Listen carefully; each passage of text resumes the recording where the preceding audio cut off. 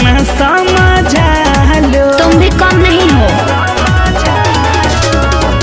करोगे न फोन उनको क्रिया मेरी खा लो।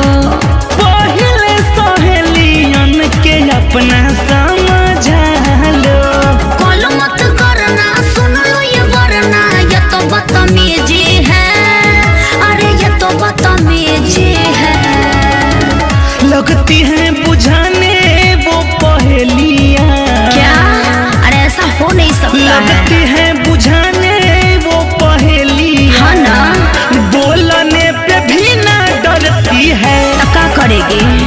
पगली तोड़ चारों जे सहेलियां। बाजा पारी फोन करती है। तू ही फोन करता होगा।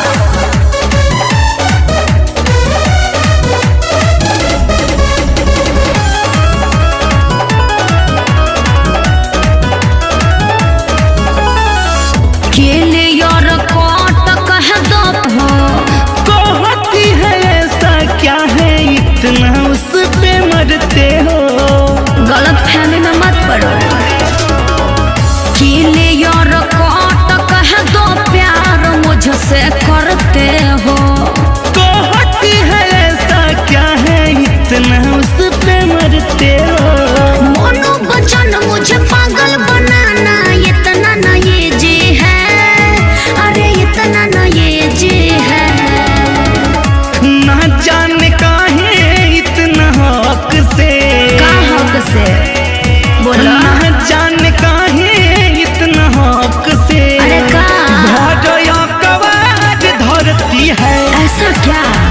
पगली तोड़ चारों जे सहेलियां। हाँ। बाजा पारी फोन करती है। झूठा कहीं का लगता नहीं है। जब भी लगाती नंबर निजी है। बार बार कहता है थोड़ी देर बाद करे, दूसरे पे बिजी है। अरे दूसरे पे बिजी है। पगली तोड़ चारों जे सहेलियां। का हुआ? पगली तोड़ चारों जे सहेलियां। क्या? बाजा पारी फोन करती है। बुड़बक मत बनाओ। पागल बाड़ी सब प्यार में। हाँ नो? चारों के चारों मरती है। हाँ बहुत खूबसूरत हो इसीलिए।